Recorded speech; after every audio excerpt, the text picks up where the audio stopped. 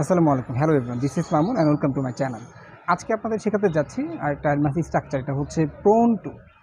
তো আমার এক ভিউয়ার্স আমাকে রিকোয়েস্ট করেছিল, স্যার প্লিজ একটা ভিডিও বানান প্রোন টু সম্পর্কে। সেটা বুঝতে পারছিল না কোনো একটা কারণে। তো আমি এই জন্যই আর কি আপনার প্রোন টু সম্পর্কে ভিডিওটা বানাচ্ছি। খুবই ইম্পর্টেন্ট, এটা অনেকে বুঝতে পারে না। আমি জাস্ট আমার মতো করে আমি বুঝিয়ে দিচ্ছি এবং কীভাবে এটা বিদেশিরা চিন্তা করে তাদের মতো করে এটা বোঝাচ্ছি, ঠিক আছে? তো চলুন, প্রোন টু। প্রোন টু জিনিসটা হচ্ছে, সাপোজ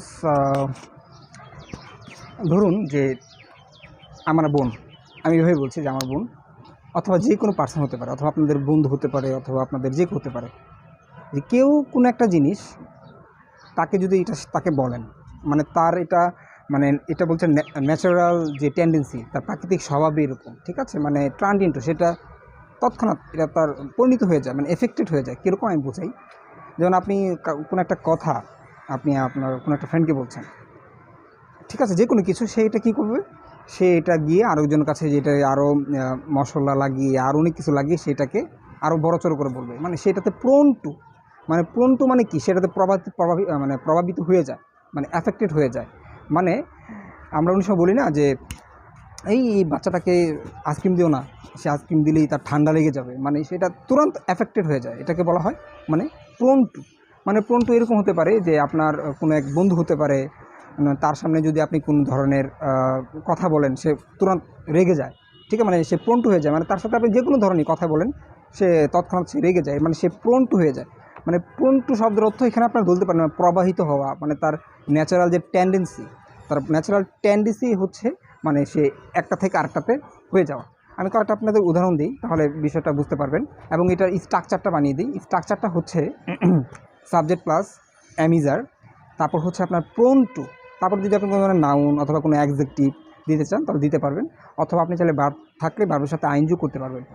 যেমন হতে পারে মানে my father is prone two anger, মানে আমার বাবা আছে, তার সামনে যদি আপনি কোন ধরনের কথা বলেন, একটা ভালো কথা বলেন, একটা মন্দ কথা বলেন, সে কি সেটাতে মানে তৎক্ষণাৎ, মানে তার ন্যাচারাল যে টেন্ডেন্সি হচ্ছে সে রাগান্বিত হয়ে যায়, ঠিক আছে? মানে ট্রান্ড ইন্টু এটা বলতে পারেন আপনি, মানে একটা থেকে মানে ভালো, হঠাৎ ভালো সে খারাপ হয়ে গেল, মানে তার প্রাকৃতিক যে স্বভাবটাই কি, মানে প্রোন টু, মানে he is prone two anger, ঠিক আছে? এইভাবে আপনি বলতে পারেন যে my father he is, my sister is, my friend is prone two anger.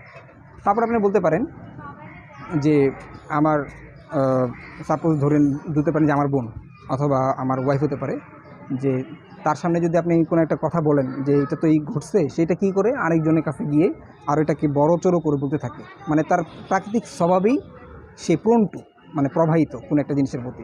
এটা আপনি এইভাবে বলতে পারেন যে my sister is prone to exaggerating anything. Exaggerate শব্দের অর্থ মানে বড়চড়ো করা, কোনো জিনিস বড়চড়ো করে বলা, মানে এটা এইভাবে বলতে পারেন my wife is, my sister is prone to exaggerating anything, মানে সে কোনো কিছু আর কি বড়চড়ো করে বলে, মানে তার এটা স্বভাব, তার এটা প্রাকৃতিক স্বভাবই সেটাকে মানে বড়চড়ো করে বলা, মানে মশলা যুক্ত লাগিয়ে আরও অনেক কিছু লাগিয়ে কথা বলা। আর বলতে পারেন যে দে আর প্রোন টু কোয়ারেল, মানে কোনো তারা মানে কোনো একটা গ্রুপ হতে পারে, তারা হতে পারে, হ্যাঁ, তাদের কাছে যদি আপনি মানে কোনো ধরনের কথা বলেন, তার এটা কী করে, মানে এটা মানে তাদের ন্যাচারাল স্বভাবই হলো কি ঝগড়া করা, হ্যাঁ, তাদের স্বভাব। তাহলে এই হতে পারে দে আর প্রোন টু কোয়ারেল, ঠিক আছে? তারপর আপনারা বলতে পারেন যে আমার মা, ঠিক আছে, আমার মা, তাকে যদি আপনি কোনো ডিপ্রেশনের কথা বলেন যে হ্যাঁ সংসার কীভাবে চলবে এখন, কী কী করবো না করবো, ইনকাম নাই, ছেলে ইনকাম নাই, তখন মানে এভাবেই তো সে ডিপ্রেশনের মধ্যে আছে।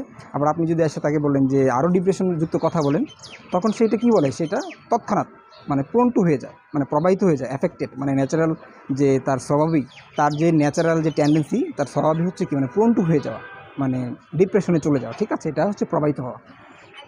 মানে অনেক লোক আছে না যে কিছু ধরনের, সাপোজ ধরুন আমার এক বন্ধু অথবা কোনো একটা পুলিশ অফিসার হতে পারে, যা the police officer is prone two taking bribe, মানে কিছু কিছু পুলিশ অফিসার আছে না যে ঘুষের কথা শুনলেই মানে তারা এটাতে তার ন্যাচারাল যে টেন্ডেন্সি, তাদের প্রাকৃতিক স্বভাবই কি প্রবাহিত হয়ে যাওয়া, মানে হতে পারে, অথবা হতে পারে এভাবে বলতে পারেন যে he is prone two taking bribe, মানে ঘুষ নেওয়াই তার কি প্রাকৃতিক স্বভাব, ন্যাচারাল টেন্ডেন্সি, এফেক্টেড হয়ে যায়, ট্রান্ট ইন্টু, মানে এটা পরিণত হয়ে যায়, ঠিক আছে? তো এইভাবে করে কিন্তু আপনি বলতে পারেন যে he is prone two, I am prone two, my mother is prone two, that person is prone two, এভাবে করে আপনারা বলতে পারেন। তো এটার একদিক মিনিংটাই হচ্ছে যে কোনো একটা ন্যাচারাল টেন্ডেন্সি, তার ন্যাচারাল প্রাকৃতিক স্বভাবই হচ্ছে এরকম। যেমন he is prone to lie, my friend is prone to lie, তারপর আপনি বলতে পারেন যে he is prone two grid. তো আমি আমার মতো করে বুঝিয়ে দিয়েছি। তো বিদেশিরা যারা এটা এরকম করে চিন্তা করে তাদের অনুযায়ী আমি এটা আসলে আপনাদের বুঝালাম। তো ভিডিওটা কেমন লেগেছে অবশ্যই আমাকে কমেন্ট করে জানাবেন। So no more late, take care, keep practising, have fun, and আসসালামু আলাইকুম।